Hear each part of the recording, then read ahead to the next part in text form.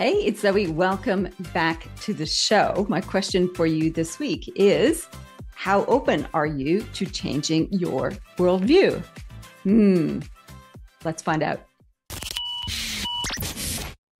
On Planet Human this week, guess what? Google has struck a deal with Cairo Energy, and they're going to be building a couple of nuclear power plants, some smaller ones, for Google to power up all of its AI technology.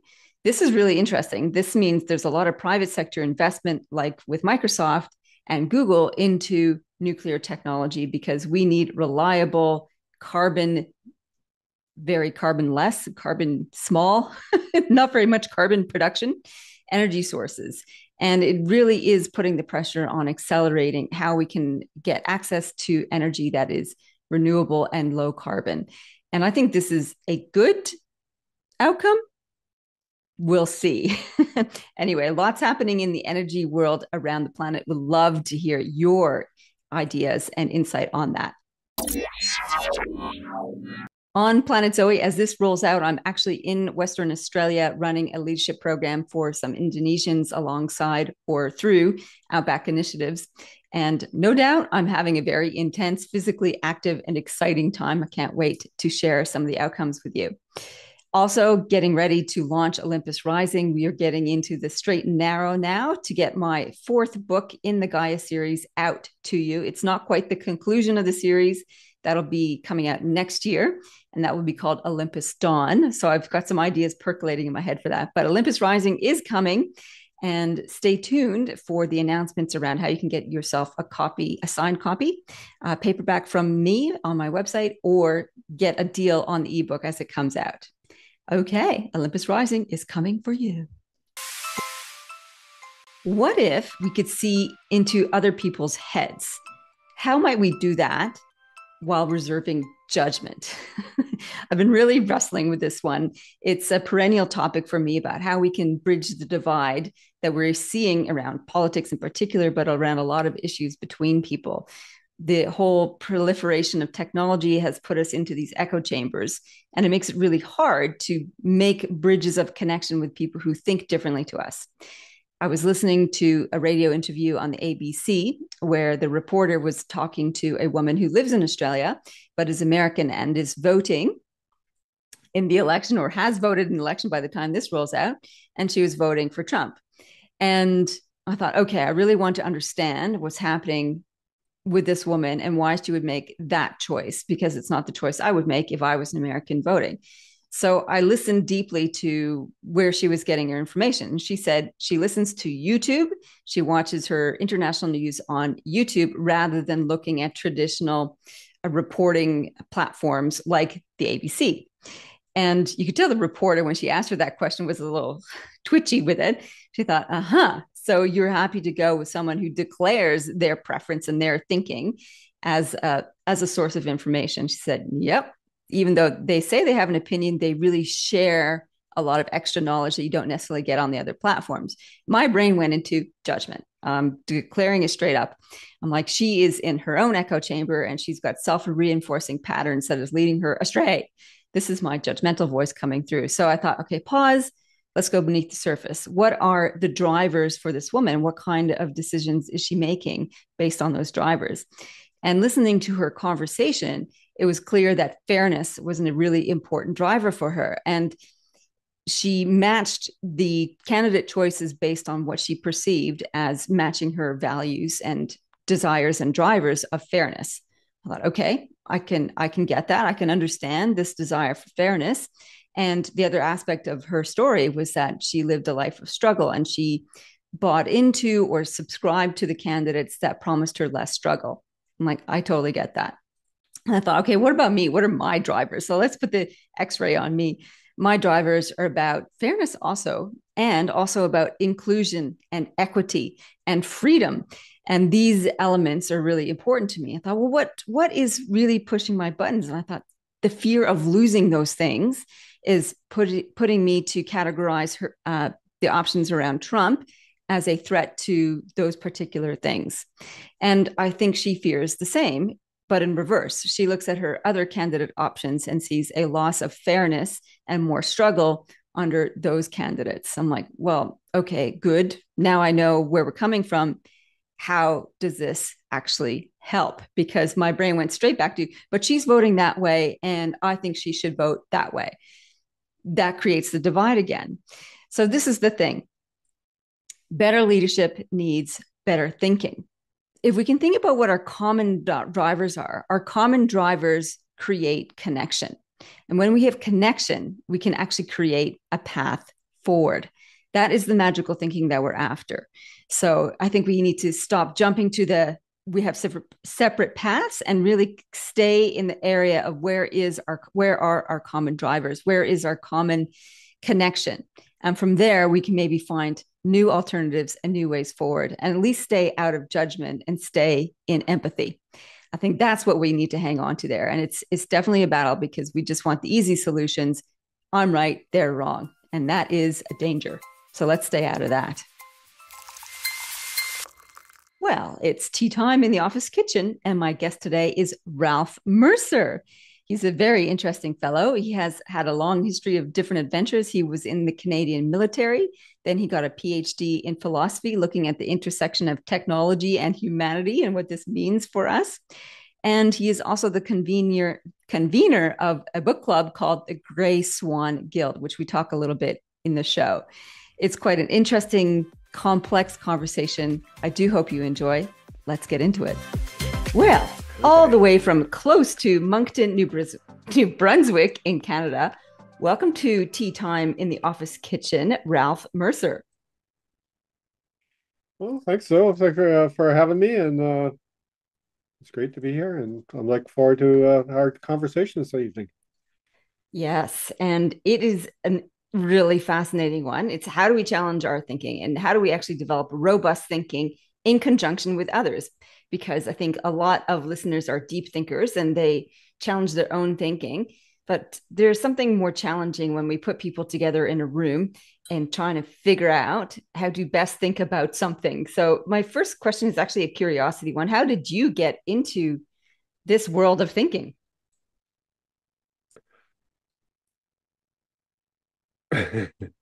It's a little bit of I can in the military, you go through the leadership piece. I mean, it's ingrained, it's part of the culture. From day one, you're either a follower or a leader, and in most cases, you're both. Um, and when I retired, I became interested, sort of fell into the academic world, got a scholarship, and then got another one and another one, and eventually I ended up with my PhD. And along the way, I started looking how people's understanding of themselves and the world around them defines both how they see the present, the future, and very much how they deal with their problems every day. So I started questioning how that happens and what is the underlying philosophies of that. And the other big piece is I'm a technology person. That was where my PhD in philosophy started from. Was educational technology, and I realized how entangled we are with our technology, how much we shape it and it shapes us. To borrow from Marshall McLuhan, but um, it is very much shapes how we see the future, and how we relate to technology also defines how we lead, how we think about tomorrow and the present. I love that. So, really, worldviews and our central value system and beliefs create these lenses through which We're we, sitting right now. Yeah, through how we perceive yeah, things, yeah. which is fascinating and the key to changing perceptions and therefore changing decisions and therefore changing results. One of the things you started in your third, fourth career iteration is this Gray Swan book club. Can you explain what is the Gray Swan book club and why is it called Gray Swan? um, Gray swans, from a futurist concept, are types of signals and drivers that appear on the horizon. Um, and the guild, the people who formed the organization like the concept of a guild, where it was very much a close-knit community, and the products were very high quality. The book club itself, about a year ago, they had a book. a book club, I guess, or a book fest. That's probably the word I'm looking for. And they invited people with a new publication to join and tell people about their books. And I had just finished one with Sohail Inatullah and the other co-editors on causal layered analysis, which I'll get into with the book club. And I got the 20 minutes of fame there, and we talked about the book. And from then on in, they said, we sort of talked back and forth. And eventually, I agreed to do a book club for them. So it's bi-monthly. I pick books that are trending in certain ways with society right now. Like our last session, we just did AI. And I took a book that what I call is a very standard approach to books or to the AI, where it's a very complicated piece of the thing, and stand back and let the professionals handle it. And yes, we're going to break things, but in the long run, it's going to be better for society. And then I challenged it with two other books. Verity Harding's book that basically said, it's technology is political, which it is. And the last one was Wise Animals by David Chatfield, Tom Chatfield, sorry, who talked about how we're entangled with it and how our thinking is sort of co-evolutionary with technology. So, for those that don't know, causal layered analysis is the critical futures methodology that breaks whatever you're looking down into four layers. All right. So we were digging into the causal layered analysis, and we were just getting to the metaphor layer, which is the deepest layer of the model. Tell me a little bit Okay. more about the metaphor layer, the deepest layer. Well, if you look at the metaphor layer, when I look through the book, I look for the symbols in the book, the archetypes and the metaphors. And when you look at and the book I'm actually doing is a leadership book. It's Leadership by Algorithm by David DeCremer. The full title is Leadership by Algorithm: Who Leads and Who Follows in the AI Era. And he very much discusses, at what point do we collaborate on leadership with an AI, and should an AI have a lead role in some of the leadership positions, and where is a human? And very much challenges that whole paradigm of leadership with some really deep thought on it. So I thought it was a great book to do for the Gray Swan Guild. And it's actually sort of handy when we're doing it this one too.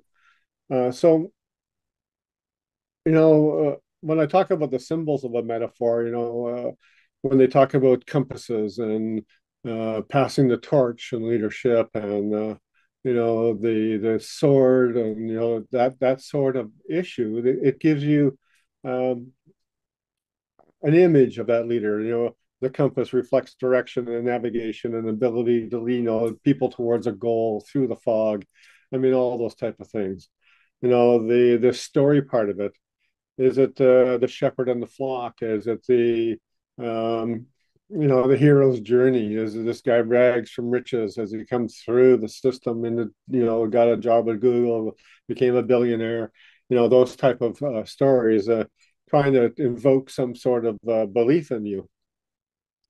And then the archetypes and that sort of things. The hero, the sage, the servant leadership, the warrior. Where does a book talk to you about that and try to evoke in your mind those type of images when when I'm breaking down these books? And these books are very much not like your average fiction narrative. They are leadership books or they are books about technology. So these exist for the most part somewhere in there. The person writing it is trying to convince you that this is the way it should be. And then the metaphors themselves, the captain, the beacon of light, the rock, the gardener. I mean, all those typical things. You start looking through that, and those words may not be exactly used, but the inferences are there. And then I look at that book, and I have those four layers now. And I can actually start taking the book apart from a belief network. I have a much better understanding about what is actually happening in the book over and underneath the story they're telling. And I think from a person who is reading a book to learn something, not be entertained, but to learn something from it and to be able to make an opinion on it, you have to be able to take it apart. And for me, it became a very good way causal layered analysis became a very good way for me to take apart the book and look at, what was hoping to psychologically motivate me to believe his way, and how did I feel in the return of that. So I really like that sort of, it's not clinical, it's not overly um, textually driven, but it is very much a good way to take apart a book, and we look at what are the underpinning beliefs and philosophies that are in that book. So that's what I've been doing with it. I love that approach to analyzing a book. I think it's really smart. The question though, for if I'm sitting listening to this conversation, I'm like, and so what? It's an intellectual exercise. Why do it? Like, why go about drilling down, analyzing, and challenging our thinking? What is the tangible outcome for a listener to the show or to a reader to undertake this kind of analysis? What's the benefit? Oh, I mean, it's the difference between reading War and Peace or getting the Blink 20-minute summary. It is the full. I can give you the highlights of something, Mm-hmm. and you can go away and feel fulfilled. And if that's all right, then fine.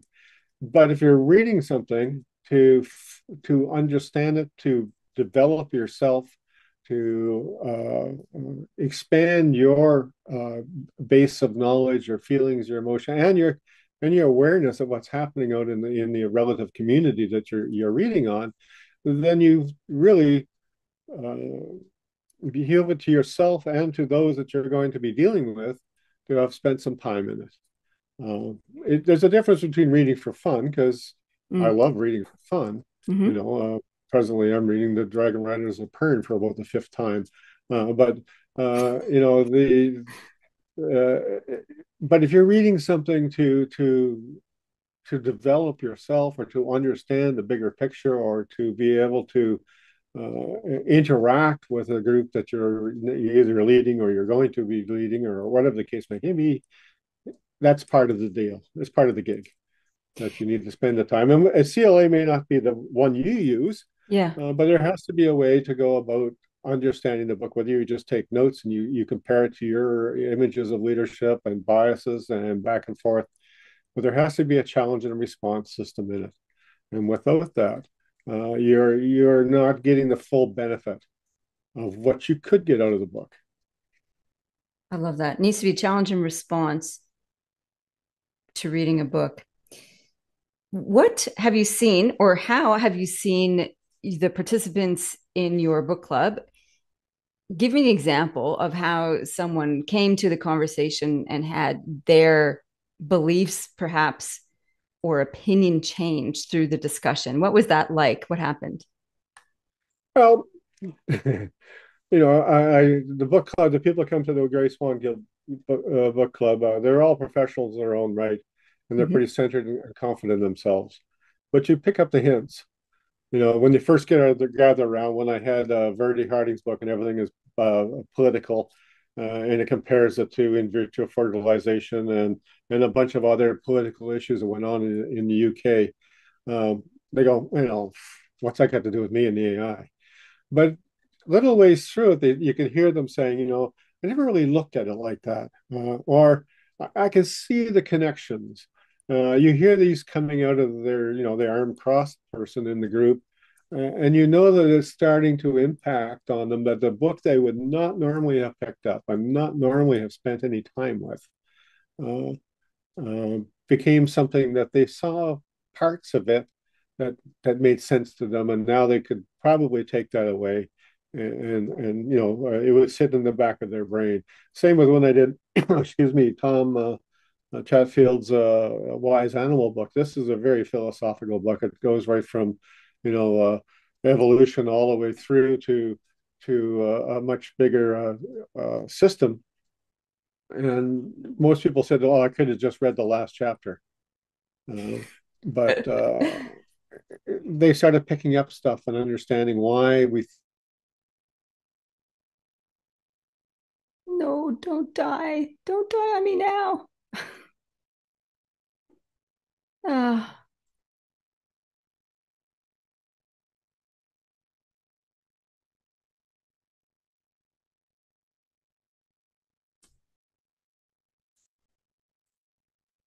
Yeah, I'm frozen again. Did you just log on, Rob? Ah,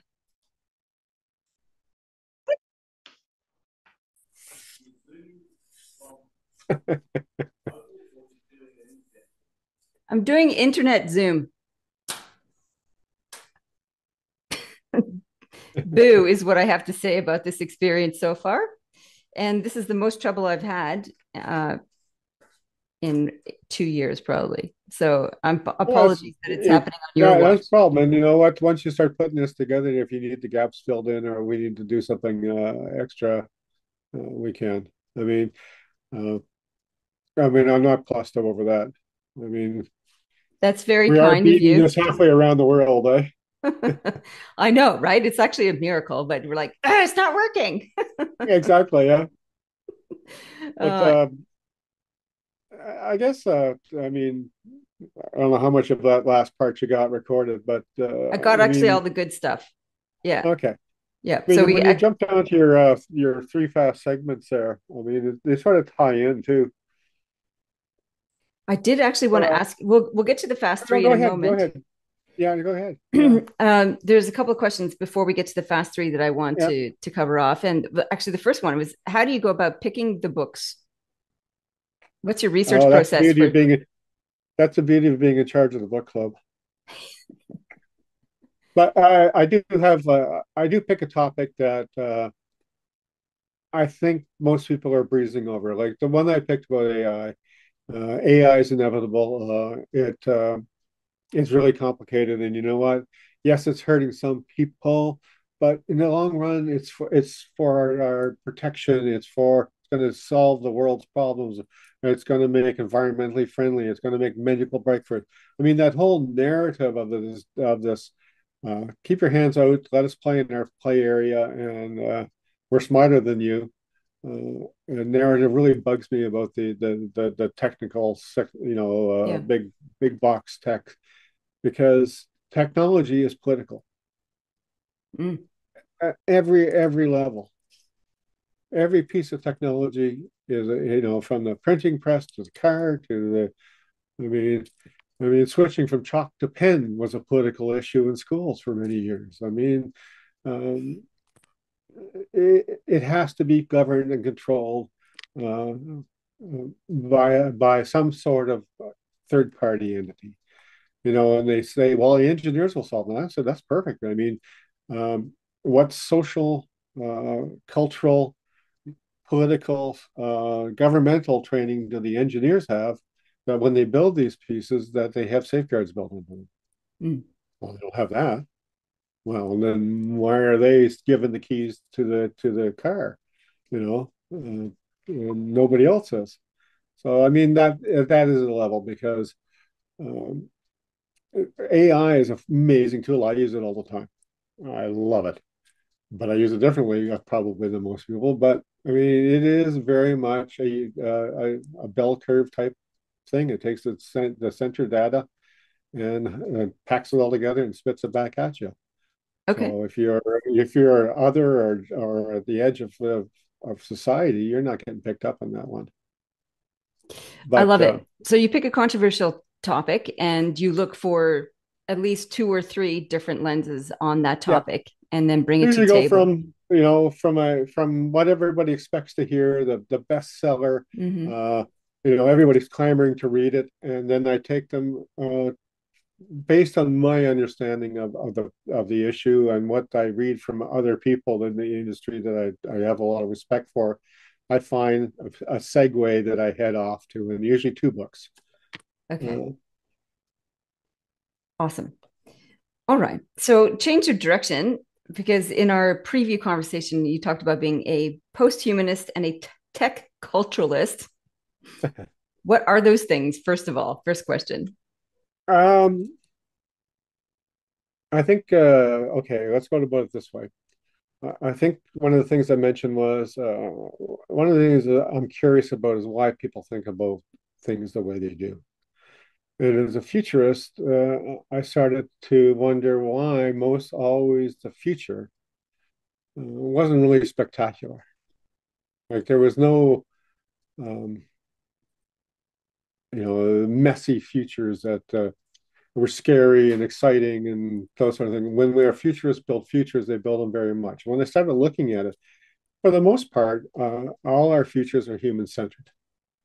The Mhm. unit of measurement for a good future is one that's good for the human. And then if everybody else that came along with us has a good future too, well, that's all right. But the unit of measurement is the human. And when I started asking the question about, okay, when you envision your future, who stands next to you? Who's standing there next to you? What do they look like? Who are they? What demographic are they? Are they old? Are they homeless? Are they color or religion? I mean, who are these people that are with you in this future? And by the way, what happened to all the trees, the animals, the oceans, and those sort of things? Oh, we built technology to clean them. So we built this Roomba to go behind us in the world and clean up our mess, and so we can carry on in the right way. So I said, well, how do we change that? And post-humanism, specifically Francesco Ferrando's post-humanism, that looks at technology as a trait of the human rather than the other, and very much is more ethically and responsibly looking at how we relate to the world around us. And that gave another vantage point to look at the future. So what if we took the future and we look at it where the human wasn't necessarily the center of measurement? Just for an example, I read in the newspaper the other day that some guy has figured out that we might be killing up to 3 billion birds a year by them running into our buildings. Mm. So what if in the future, if we design buildings that try to make that stop? And the human inside the building is a secondary consideration. How does that change our world? What futures open up when we start changing that center point of measurement? Um, and tech culturalists, I always look at how we relate to our technology. Like today, when you talk about technology, they say, well, I turn it on, I turn it off, I'm in control, it does what I want. Some days I get mad at it, but we forget how much it That doesn't feel shapes like our, my relationship to technology. yeah, but Especially not it shapes today. our agency.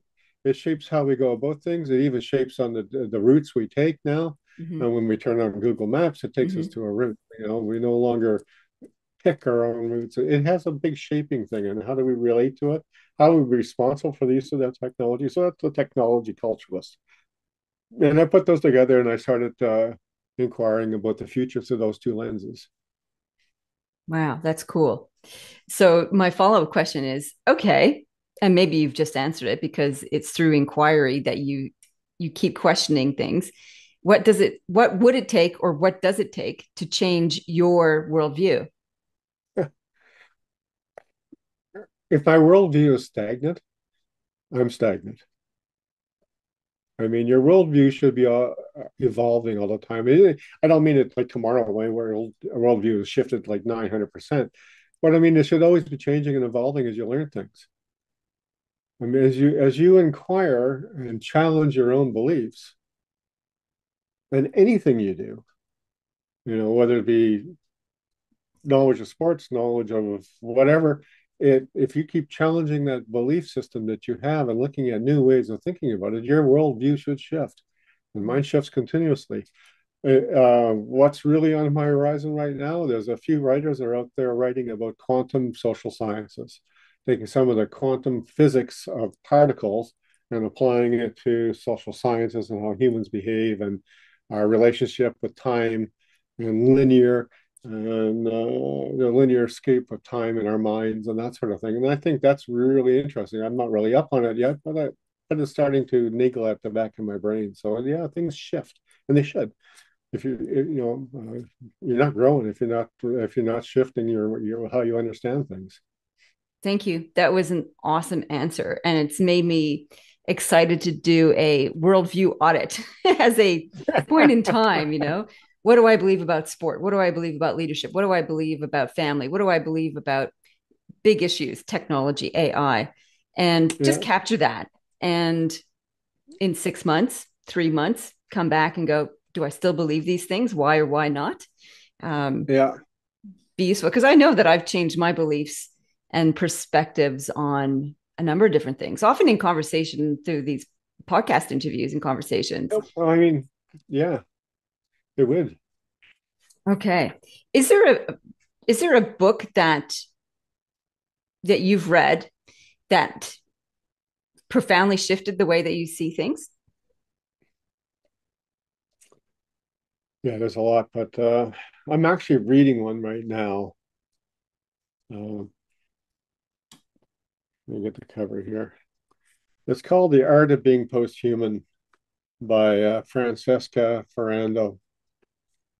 And I really like it because even if you're a humanist or a neo-humanist belief system, it's written in such a way of really short meditations, like one single thought, and then it has a summation, and it starts challenging you about are we responsible? Are we ethically involved in this? Do we have fully understand why we are doing what we're doing and how that's being played out in the long-term course of time? Mm-hmm. And I think that is probably one of the more interesting little books I've read in a long time. And the other one, uh, just let me, I'm dyslexic, so I have trouble remembering titles. So let me just pop it up here. It was an audiobook. Um, yeah, I'm not going to get that up, but well, maybe it's back in my library here. The Order of Time by Rovelli Carlo.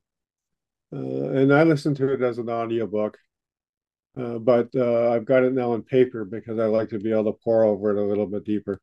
And he talks about time not as a linear chronological thing, but as a series of events in our mind. We don't really remember time, we remember events. Mm. And each one of those events shape our direction and path where we go.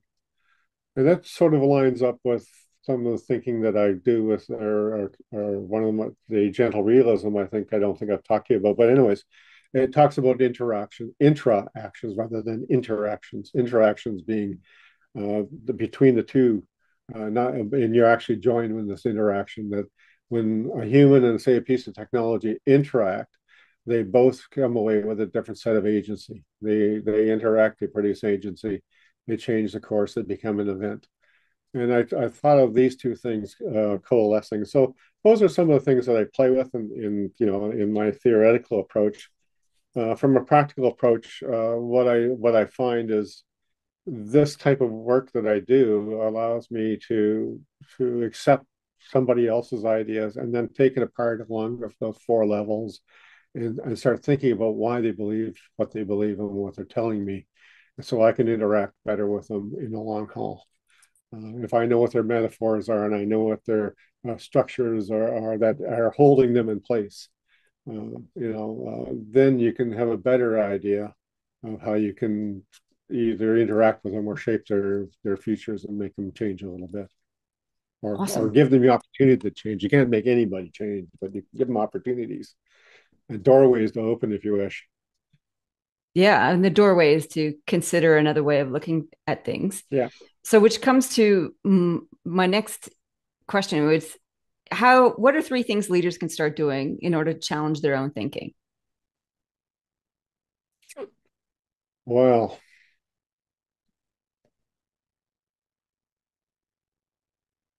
I think I would ask if I was. It's been a while since I've been actually in the leadership chair, and I'm sort of happy I'm not anymore. But I think I always ask, what is this leadership for? Why do we have a leader in my shoes or in their shoes? What is and who owns that leader? I mean, who are you serving? Are you serving your followers, the people that work for you, and that, or is the majority of your terms of reference to serve the person that you are a follower to? And when you understand that, you start understanding how the power dynamics work through the leadership model. Um, and the other question I ask is, who are the people that are supposedly linked underneath me, um, that I'm responsible for, my followers, if you wish, for a lack of an inelegant term? And what is their background? What is their role in life? And how do they see their position in the company or in wherever they might be? And once you start figuring that out, then you can start looking at those task lines and those sort of things. But too often we jump in, we pick up the briefing note from the guy before, the 10 points of leadership, and we just bang away at it without ever really understanding of our what cog we fill. Mm-hmm. And I think at a leadership level, it's so important to understand the piece that you fit and how much leeway are you given to both represent the person above you and, more importantly, represent the people below you. And where are those angles and hidden areas where you can actually make effect?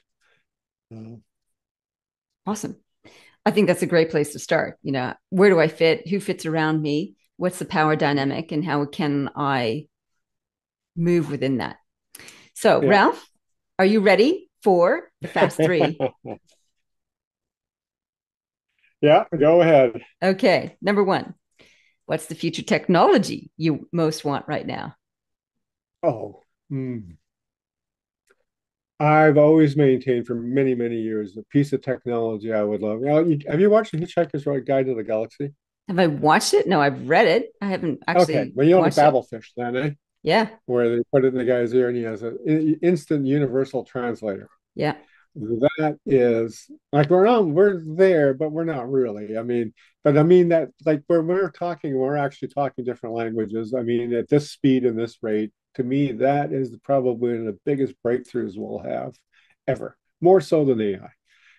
Though AI will be part of it, because now uh, I have the ability to interact with people that I would not normally have any access whatsoever to because of a language barrier or Mm, a perceived cultural barrier. But once we can open up a dialogue, so it's good. amazing. Yeah. Yeah. Yeah. So good. All right. I can imagine myself with babelfish in Japan because I'm laboring to learn Japanese right now. And when Oh you're no. Yeah. when you're limited to saying, "May I have a beer?" and "Do you speak Japanese or speak English?" you don't get much of you don't get a robust conversation out of that. Okay, number two, best tip you ever got for leadership. Um, Three words: consistency, timeliness, and communication. Consistency, Consistency, that when people come to you with timelessness. an issue, they are confident in how you're going to react. That, I mean, you don't off the stick one day and the next day you are asleep at your desk. I mean, you're switched on, you're engaged, you're the same, you're trustworthy for them to come to you. Timeliness, making decisions timely. If it doesn't need to be made right now, take your time.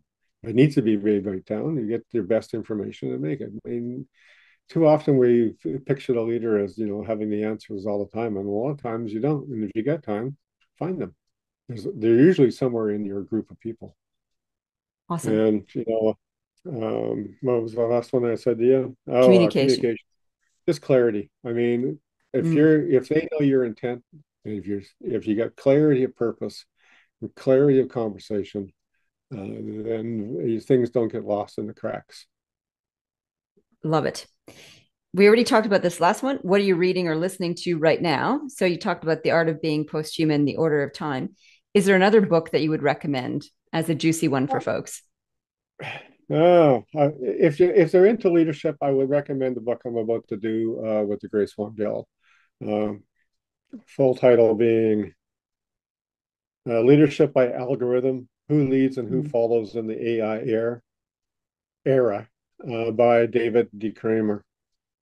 It is a very good book, and the more I read it, the more I'm starting to appreciate it. I mean, awesome. and then they can also read The Dragon Ride as a parent.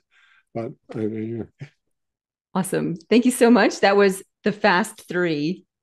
yeah. And now my to be read pile has just grown again. It's mountainous. Okay.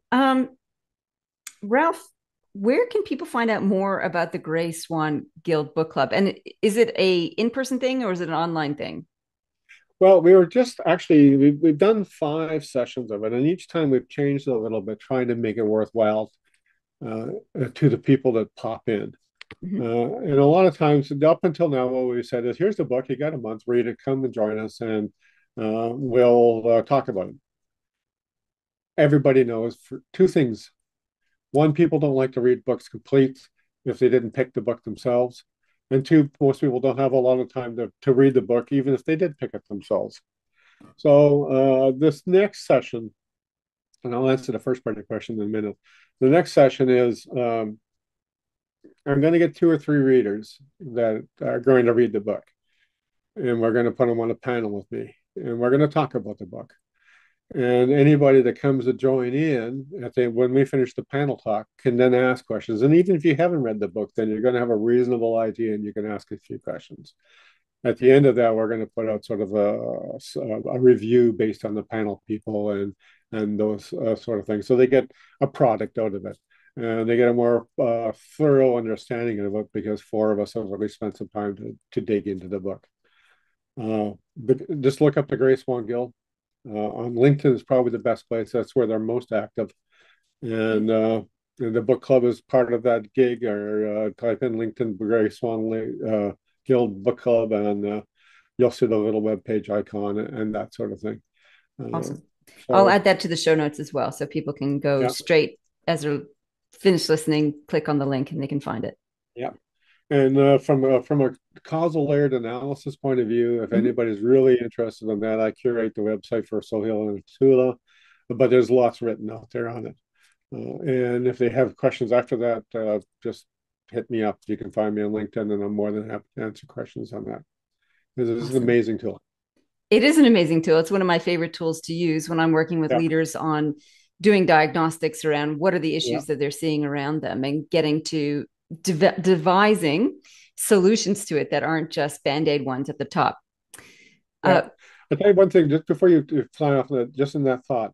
yeah, One of the things I was thinking about was if you go into an organization, you pull up the document, their policy. This yes, is the policy, and you ran it through like you did a CLA on it. You could probably tell where most of the roadblocks are in an organization and what the culture is going to be like when you go in there to deal with them. I love it. I'm just writing that note because I hadn't thought to apply the CLA to a policy. Yeah, Yeah, fascinating. Awesome. Ralph, this has been fantastic. Thank you for your patience through the technology hiccups at the beginning. It seems like we've managed to resuscitate the yep, experience, which is awesome. yeah, yeah, I love, of course, I'm a book lover and I love the yeah. world of ideas. I love thinking about the future. So for me, I had to have you on the show to learn more about how you get people's minds growing and shifting and exploring, all in the betterment of a better future that we are co-creating together. So thank you so much for sharing your experience, your expertise, and your insight and wisdom. It was my pleasure, and I've enjoyed the conversation. It's Read to Lead, and I have 3 fiction books for you this week on the future. And I think they're pretty exciting. The first one is called The Circle by Dan Eggers, and it was also produced as a movie recently. And it's interesting listening to the audiobook and remembering the movie. And the novel is quite rich. And it imagines a future dominated by the circle, insert your favorite big tech company here, and how its proliferation of technology is really suffocating privacy, if you like. The idea being that secrets are lies, which I think is one of the premises, and they advocate for absolute, complete transparency. And as a result, we have no freedoms. So it's a very dystopian view, a kind of a creepy book, but it gives us an insight into what could go wrong if we don't put some parameters and really think about the consequences of our technology. So that is The Circle by Dan Eggers. Second book is The Future by Naomi Alderman. And this is a really fascinating look, again, at the trajectory of technology And yet it is reclaimed by a group of activists. And it's quite interesting, their solution to this problem. I think that's a useful way to look at what could go wrong and how might we address the issues from a collectivist point of view. I think you'll enjoy that one. And no spoilers in that one. The third one is The Ministry for the Future by Kim Stanley Robinson. I'm a little bit torn about putting that one forward for you because honestly, I didn't enjoy it as a read, as a novel. The characters are annoying. There isn't much character development. And yet the ideas within it are fantastic in terms of the ideas that Kim Stanley Robinson puts forward about how we can manage the future by actually having a ministry for the future that is kind of like the UN, but looking at futures. It does paint a slightly dystopian view of what happens to the planet when we have climate crisis and how we can go about solving some of those problems. So it's got some really good intellectual grist behind it, which is why it's making it on to the recommendation list. So it's not a pleasurable read, it's a useful read. So there we have it. We have The Circle by Dan Eggers, The Future by Naomi Alderman, and The Ministry for the Future by the giant Kim Stanley Robinson. That's it for the show this week. I do hope you enjoyed it. It was kind of a rigorous, intellectually grinding kind of episode. And I'd love to hear your thoughts on it. Feel free to reach out at Zoe@zoerouth.com. It makes this more of a conversation. And like Ralph talks about, having conversations about what's going on in our reading and our thinking, it's really useful. It's how we stretch our brains and change our worldview, which is really powerful because it makes us be more humble and makes us see more broadly and come up with better ideas for the future. Do hit subscribe on the app that you are looking at. It really helps boost the visibility of the show and promote the ideas to help leaders become even better leaders. And in the meantime, I would love for you to live with the grace, lead in service, live well, lead well.